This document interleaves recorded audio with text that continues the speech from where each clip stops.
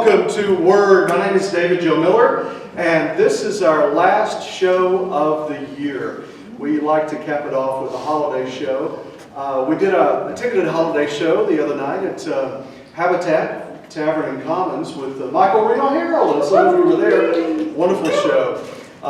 This show here is sponsored by the Friends of Pack Library, and we thank them for this wonderful venue and the opportunity to tell stories here every now and then. So let's give them a round of applause. Like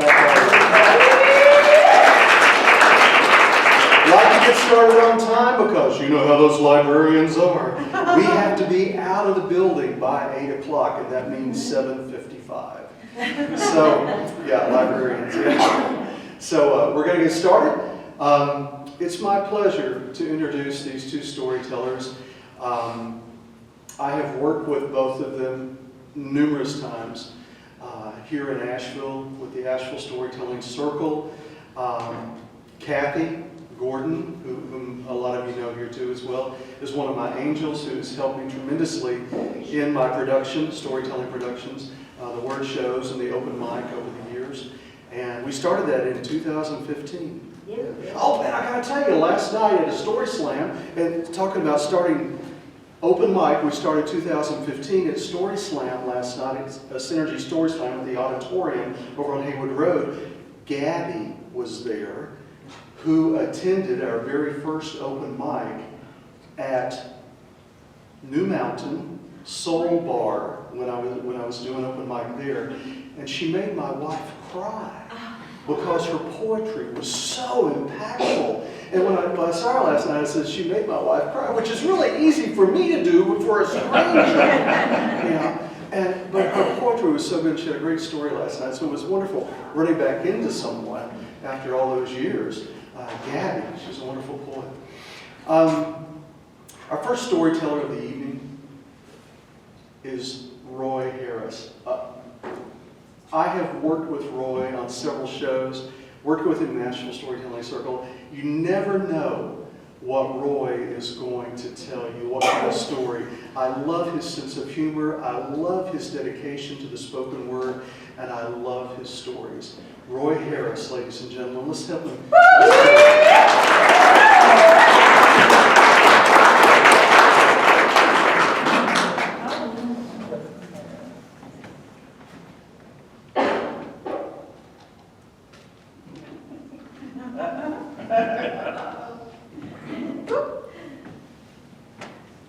How's everybody doing? Good.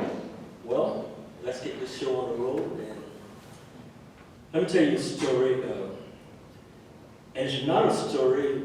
It could be an observation. It could be something that I just made up. But if most of you know me, you know that I've been on TV the last couple of weeks. Newspaper article this week talking about when President George H. Bush passed away. And so I could talk about that because monumental event, not only in our family, but for Asheville and for the area and everything. And so that's a story within itself. And I've had to play some of that back in the last this year. Barbara Bush passing away. The newspaper found me, wanted to know about it and everything. And it was 26 years ago. But that story has gone around the world. The fact that President Bush came to my house in 1992 during a campaign swing through Asheville. So that story is played out in Sweden, Denmark, and places like that. They came back and they interviewed me some more and everything. And 5 years later, when Barack Obama was running for president, they wanted to know what was I thinking about then, and so they came back and did another follow-up. But this story is not about presidents. It's about two ladies that I really hadn't thought about that much lately. And one of them was named Eleanor Barrow, which was my maternal grandmother. And the other one is named Gladys Harris, which was my paternal grandmother.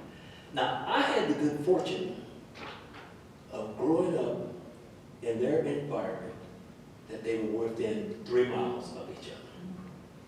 And our house sort of sat in the middle of of those two families. Gladys was from my father's side, and Eleanor was from my mother's side. But those ladies were not peas in a pod. They were as different as day or night. Let me tell you a little bit about Gladys. Now, Gladys was this dark-skinned lady in our complexion, and I don't think she didn't comb her hair that much. And she was one of those country ladies. In other words, when you went over to Gladys's house, my grandma Gladys, as we used to call her, you were subject to eat stuff like boiled fish, poom bread, or catfish, or chitlins and stuff like that. And so, but she was the closest one to most of the family, and so she was a consummate babysitter. In other words, she fed you breakfast, kick you out of the house and says, come back for lunch. And she had a big yard. So she could handle up to 10, 12 grandkids at a time. But all of them come in there, and then sometimes she could even handle 10, 12 grandchildren at night too. Because our parents would go off, oh, by the way, I didn't realize my family was a migrant working family until later on in life. And then basically when I went to college and somebody asked, well, what do your parents do? I'm like, well, we used to go over here. Y'all call it cropping tobacco. We call it priming tobacco. And I'm like, oh, you're a migrant family? No, but we were. Because we would do those kinds of things. Now Gladys, she kept a lot of us overnight, sometimes just for daycare. She was the community's daycare center. Now the food was not that good.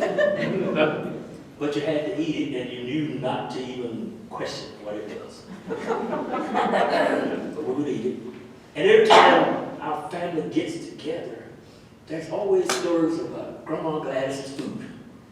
All you gotta say is, Grandma Gladys, and we all pull up a chair and sit down because we're gonna have some stories about what she fed us. It was nasty. But it was filling. But that's who she was. She was country as country could be. But she was loving and she was kind. Now, Eleanor, my grandmother on my mother's side, was a Baptist preacher's wife. Oh, yeah. In your mind, just sort of picture it. She's a Baptist preacher's wife. And so when you go over her house, there was at least 3 kinds of cakes on this cupboard. Coconut, chocolate, and something else, peach or something. And that was who she was. And you would always go over her house because on Sunday afternoon, after church was over, everybody was invited. And I don't know how she did it, but she would pick out certain people that would be invited to her house for dinner. And then we grandchildren would stand around like, get me, get me. And she would diplomatically figure out which one of us would be able to go home and have Sunday dinner at her house.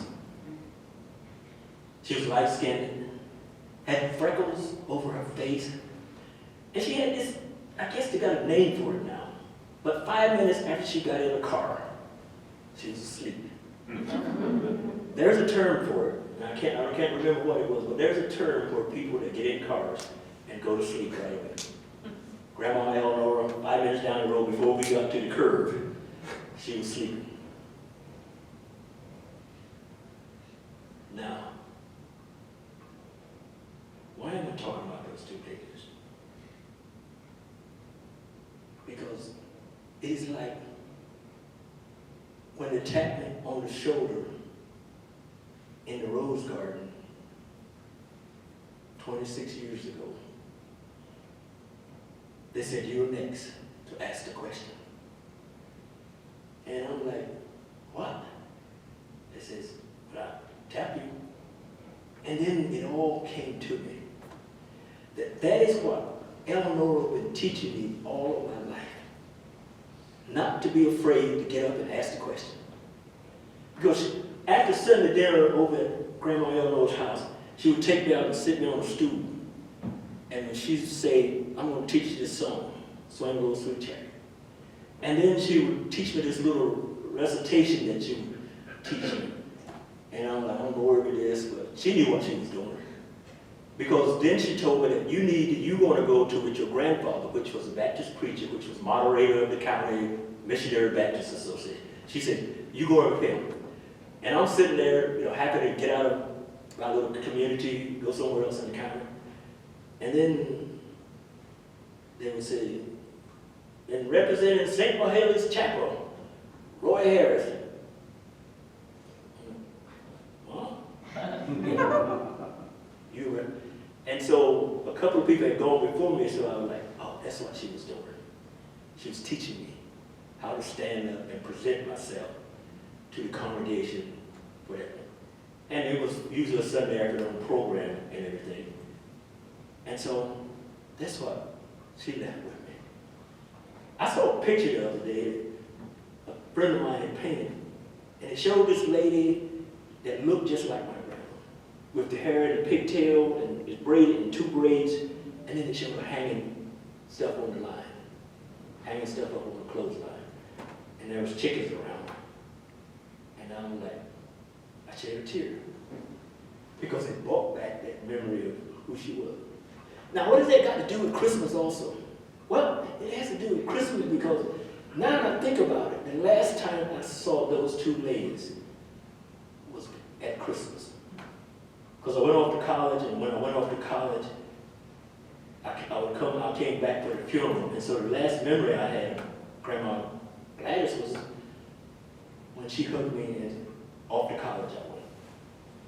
And I remember coming home for one of those breaks, and when I came home, she looked up, and I noticed that she was missing one leg. And then she looked over at me, and she had this look on her face, and then she asked one of the most hurting questions there was in the world. Who are you? Dementia had set in. She was going fast, and the family was trying to debate whether or not to put her in a nursing home. And we all knew, once she leaves this house and leaves these grounds where she's at, she's not going to last long. They put her in the nursing home. 1 week later, she was gone. She was just this independent person. And being independent, she passed on those kinds of things. How to be independent, Roy. All my life, I've been independent. Sometimes to my detriment. Sometimes to the detriments of marriages. I'm so independent that. And then people see that in it today.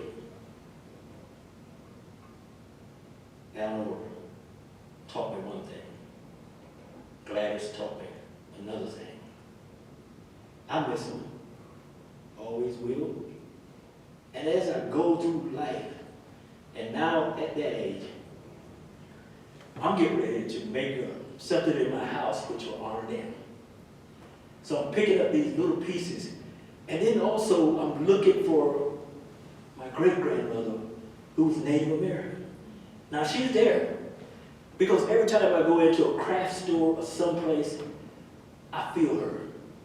She's standing over there. Pick me, Roy. Pick me. But I don't know where she's at. But I know she's there. Because she's always screaming at me, my great-grandmother Mooney. She's always saying, I'm here. Look over here. You'll see me. Look here. And as that went on, now let's go back to the George Bush story. You're next to ask the president. Now I'm standing in the Rose Garden, and the president of the United States is standing there in front of me. And what I'm about to ask him has nothing to do with what they had it there for. Remember the Iran-Contra thing? They were trying to get after him on that.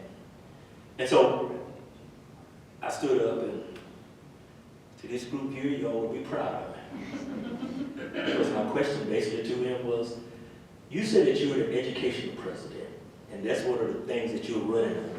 I want you to come to my house, have lunch with my daughters, and tell them what you're going to do for them educational-wise. He sort of chuckled, and then he went off and whatever. But when the show was over with, he was looking out in the audience. He says, "Where's that young man from North Carolina?" And I'm like, "Oh, I'm here." He says, "Could I get your address?" And I said, "Okay." And then he says, "Oh, he went looking for a pen and he couldn't find the pen in his coat jacket." And he said, "Oh, one is in the office." So I walked over to the office, and then it dawned on me, that's the Oval Office. By this time, he was over to his desk picking up the pen, and something distracted him for a moment. And when it distracted him, guess what I did? I stepped up in the Oval Office. And I said, "I've been here." But not that I was there, but Grandma Eleanor was there. And Grandma Gladys was there also that day. And so I stepped in the Oval Office, and y'all mostly have read the story, but so he came out and got my address. Later on, they called me and says, "Do you want to entertain the president like you asked him on TV?" And I said, "Well, let me think about this." But they did, and it came in. And then there's a whole story around leading up to this. And he finally says, "We'll come in Labor Day weekend." And I said, "Okay." And they said, "That's all." I said, "What do I need to do?" They said, "That's all you need to do. Just say, okay. We'll take care of everything else." I had been set up by Grandma Eleanor how to stand in front of an audience and ask the question or tell a story. That was her gift to me. I had been set up by Grandma Gladys to be this independent person, and not necessarily depend on anybody, to be that kind of person. So now that I'm at this point in life, I can now say thank you, Grandma Eleanor, and thank you, Grandma Gladys, because see, our grandparents, and some of y'all out there grandparents, and maybe me great grandparents, but here's my whole thing to that whole thing is that I am my ancestors' wildest dream. Thank you very much.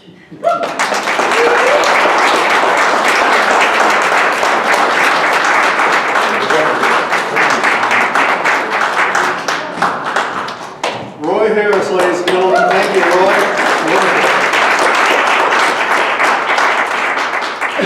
The wonderful thing about this time of year is it's not only the holidays and celebration of holidays, but the biggest part and one of the most important parts of this entire season is to celebrate family.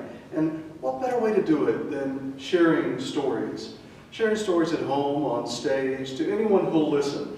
I remember, I think it was Donald Davis, storyteller, at one of his shows, he was talking about going home that night and everybody in the audience, and he says, "You know, when you go home tonight and you're laying there in bed next to your loved one, your significant other, and you're getting ready to drift off and fall asleep, tell them a story. They don't need much sleep." So any time is a good time for a family story, and that's what is really special to me in this time of season. Is when we can share those stories and we learn a little bit more about each other in sharing our family stories and our holiday stories. Now, if you've been following Word and David Joe Miller Presents over the last few years, you know that we've done a significant amount of shows here in the Asheville area and in Jonesboro, Tennessee as well. It's something you can't do by yourself. I've had several people helping me, and I call them my angels. Pete Koshnick has always backed me up with sound and light and stage and just about anything I need done. And then you see her at the door taking tickets sometimes, checking your name off, checking the list, checking it twice. You see her on stage, but she's played a very important role in Word and our open mics, and she's always there when I need her. That's why I call her an angel. You know her as well, but a lot of you are familiar with her in your careers as teachers. Ladies and gentlemen, I know her as my angel, Kathy Gordon, a wonderful storyteller.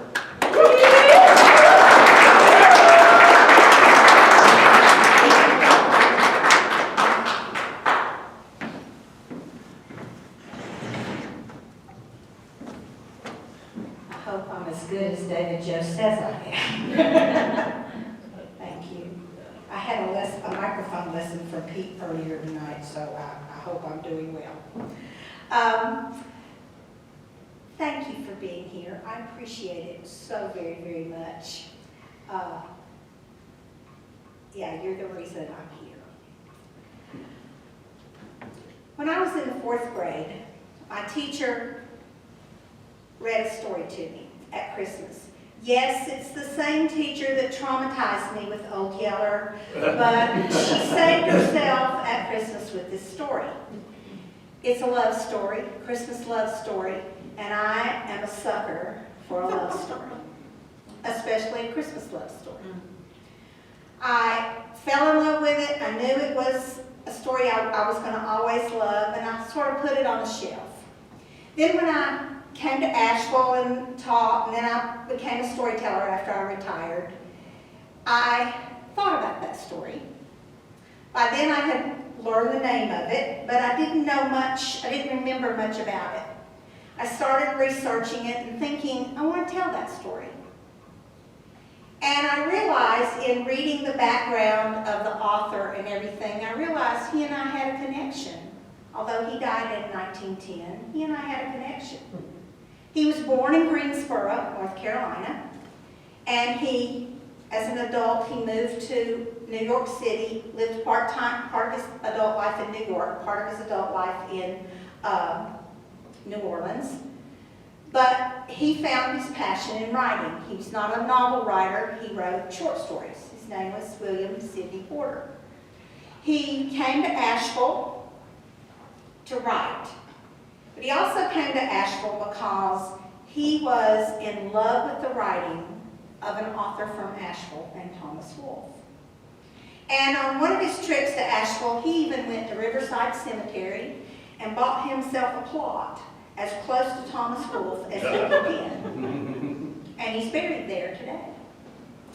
And he was very, very interesting.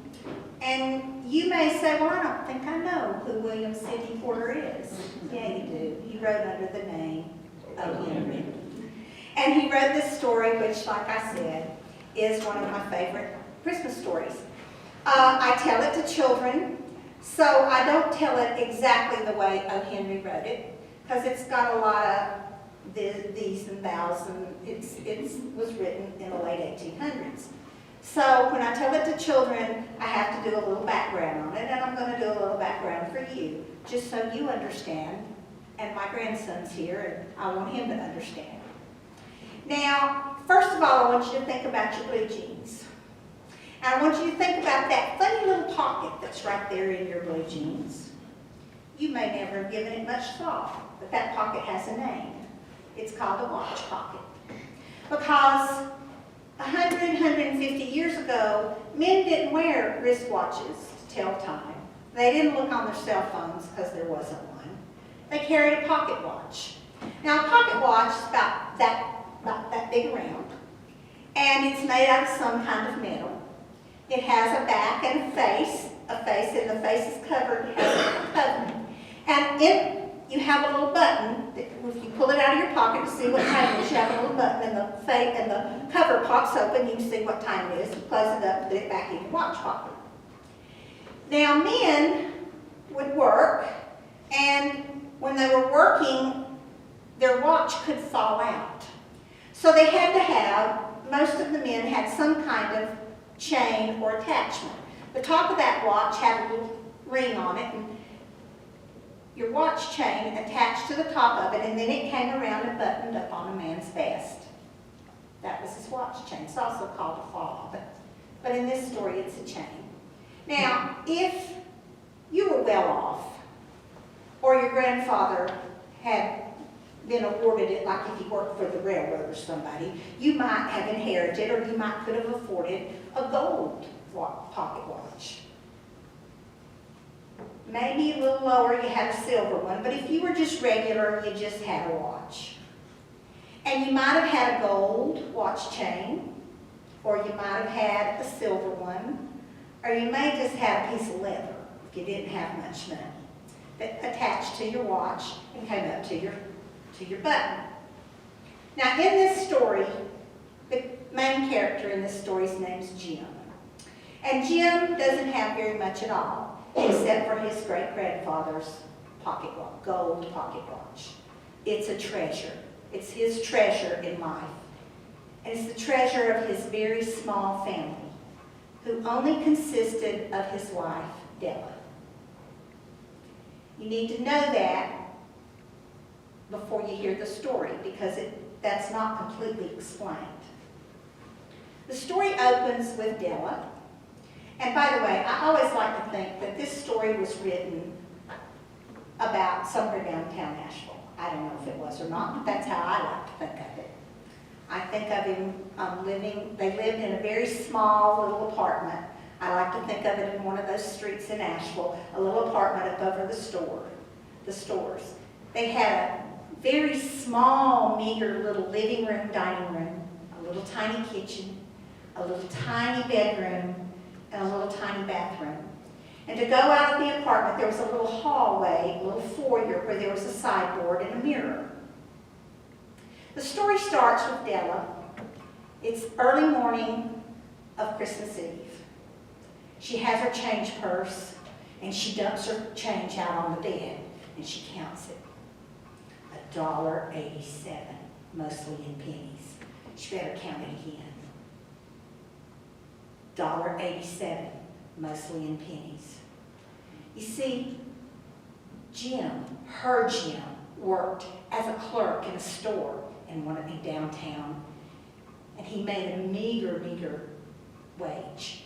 He brought it home every week and gave it to her, handed it right over to her, every bit of his wages, and she managed to give him a little bit back, and she paid the $8 a week that little apartment cost. And she paid all their bills and bought their food.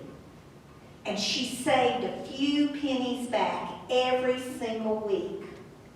And in a whole year, she'd saved up $1.87. Was it going to be enough? Oh, she didn't know. She was ready to go on her task because she had a Christmas present that she was going to buy Jim. A present that was fitting for a man like him. A fine man like him, a faithful man, a true man. He deserved the present she wanted to buy him. She got her change purse, she went in there to the foyer, put it in her pocketbook, and she turned around and looked at herself in the mirror. Boop. In all her busyness, she'd forgotten to do her hair. You see, Della had the most glorious, beautiful hair that anybody that she knew had. She had never cut it. It hung all the way down to her knees. Her friends, they envied her hair. People all over the place thought about, Della, that lady with that beautiful hair. And she'd forgotten to put it up. She stood right there and giggled to herself and gathered it all up and twisted it up and put some pins in it, put her hat on, put on her coat, and went downtown. She was on a mission. She knew what she wanted to buy Jim. She'd seen it in the jewelry store window. She went there, and there it was. She walked down the street. Right there in the jewelry store window was the most gorgeous, the most beautiful gold watch chain you can ever imagine. That was the watch chain that was fitting for her Jim, not that little piece of leather that he had that attached his watch and up to his vest. No, that was not fitting for a man like Jim. He needed to be dashing and handsome like he was. He needed that watch chain. So she marched right in that jewelry store. Hi.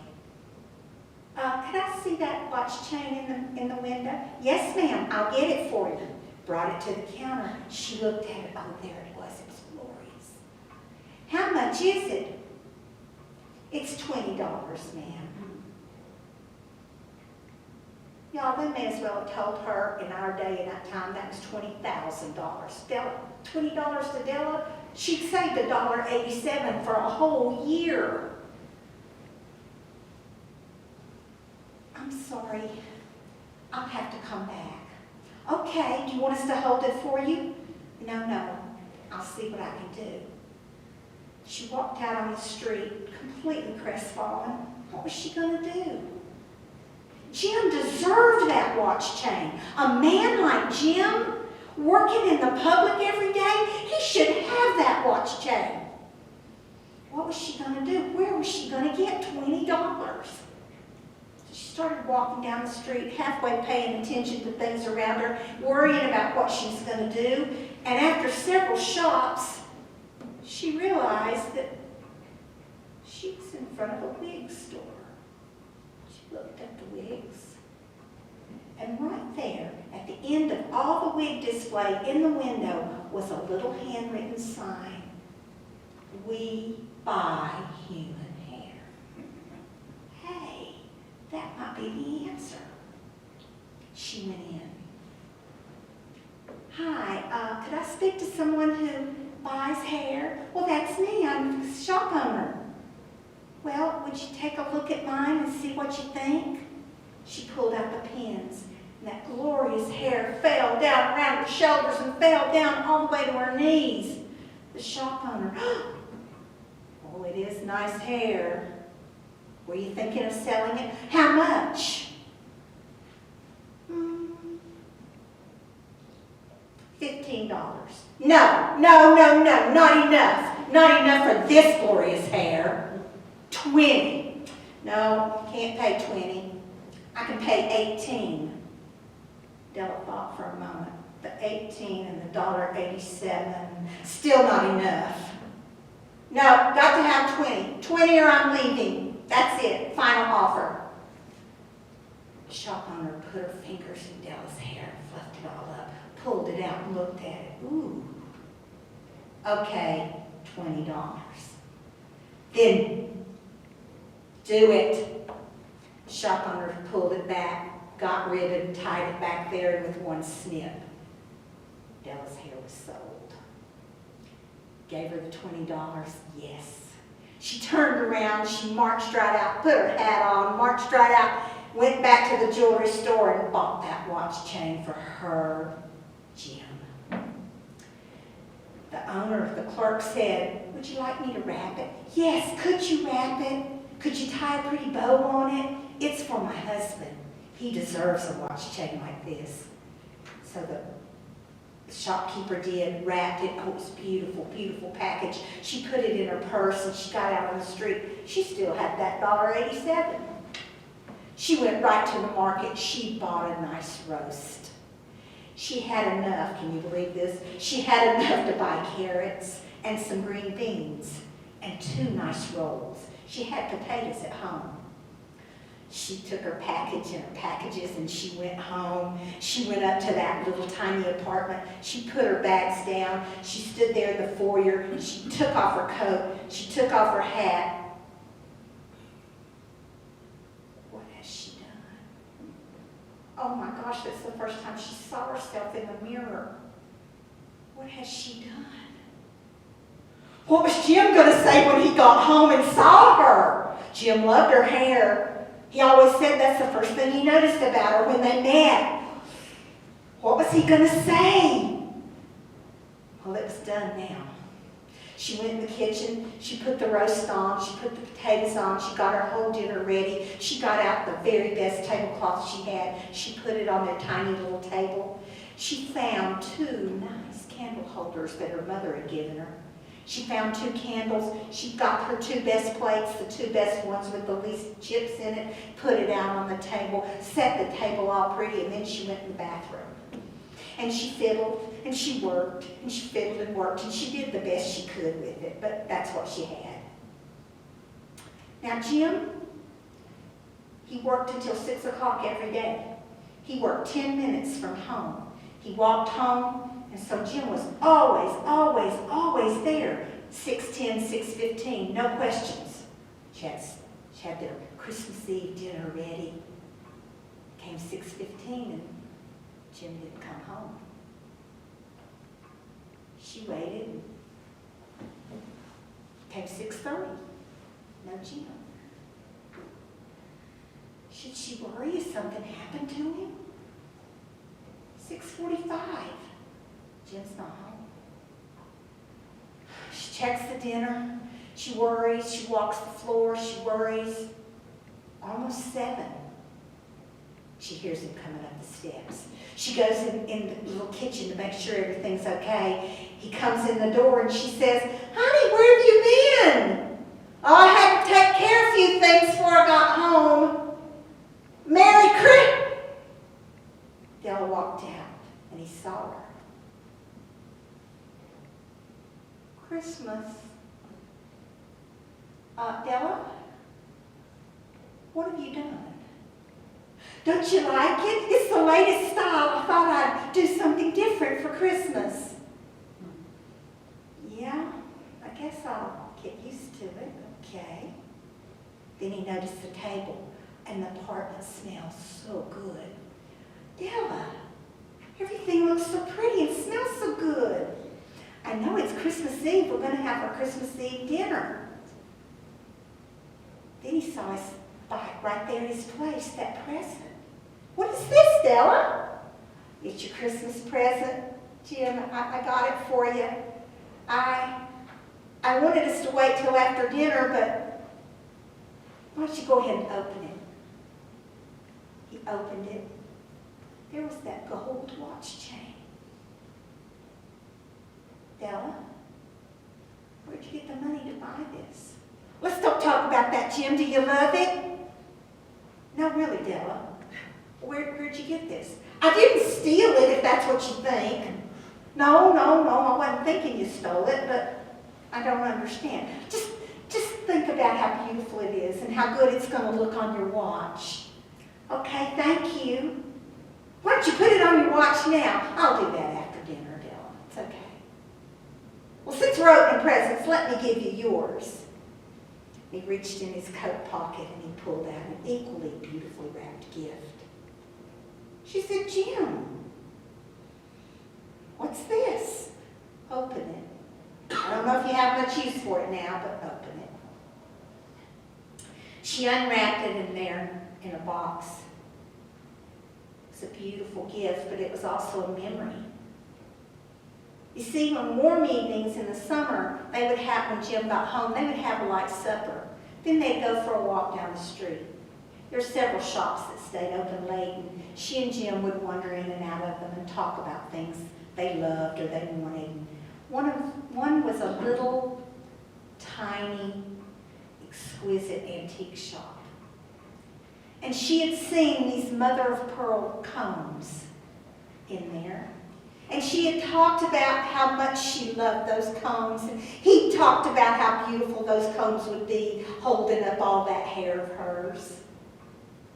There they were in that box. "Jim, where'd you get the money for this?" He said, "Well, I didn't steal it, if that's what you're worried about." She said, "No, really. Where'd you get the money for this?" He didn't say a word. He just lifted up his vest and showed her his empty watch pocket. He said, "You sell your hair?" "Yes. I sold it for exactly the same amount as that watch chain." They looked at each other and they realized at that very moment that they thought their family had 2 treasures. A gold watch that was inherited from his grandfather, and Della's beautiful hair. They thought those were the 2 most wonderful treasures that their family had. But as they looked at each other, they realized that they weren't. That each other was looking at the most treasured things in their family. That was each other. And that each one had taken their prized possessions and sold them to buy the other one something for their prized possessions. They looked at each other and then they both just burst out laughing at what they had done. They figured out that they could take that old worn-out piece of leather that had been on Jim's watch and tie it to the watch chain, and it would make Della a very nice necklace that she could wear, and she would enjoy it. And that what they had was much more important than anything else in the world. and that is the gift of the Magi by O. Henry. Now, I want to tell you a follow-up that my dear friend Debbie Guerreri, a good storyteller friend of mine, told me. She said, you know, Kathy, and I've never done this, I'll probably get those ladies sitting right there to help me go do this one day. She said, you know, Kathy, if you go to Riverside Cemetery, there's always change that lines O. Henry's headstone. And it's always equals exactly $1.87, and most of it's in pennies.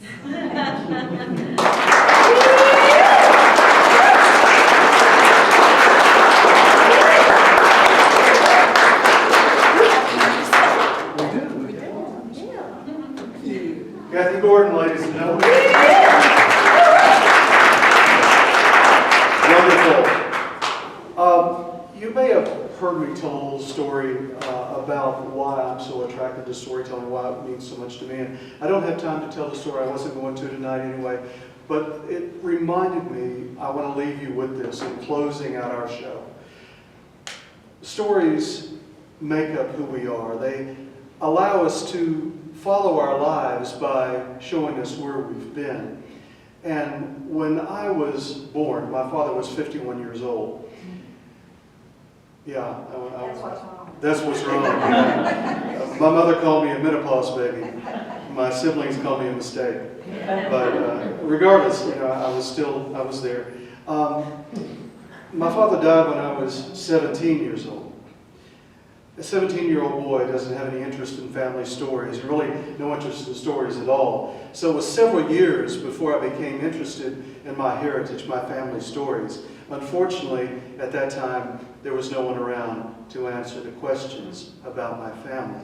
So I hurriedly, as a 25-year-old man would, contacted cousins that I knew or knew of all around the country. And it took a couple of years before I finally got a response from someone who had collected and saved letters from my aunt, my father's sister. And she wanted to know if I wanted copies of those. And I said, oh yeah, please send them to me. And I was expecting letters. But they did start out in letter form. However, they changed from letter form to narrative. And they changed to stories about my father and his family growing up. And these are some of my treasured possessions today, because there lies a stack of my heritage. And those would have been lost if I hadn't have asked for it. So when you think your stories may not be important to anyone else, when you think your stories may not hold significance to the person sitting next to you, your neighbor, your relatives, your children or grandchildren, you're wrong. They do.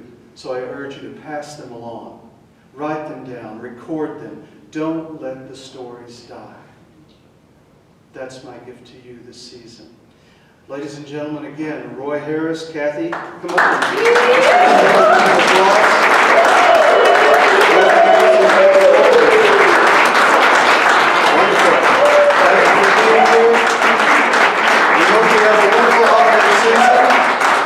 And you can keep up with everything we do by going to, help me say it now, Sherry, Pete, StorytellingCalendar.com. It's got everything listed on there. StorytellingCalendar.com.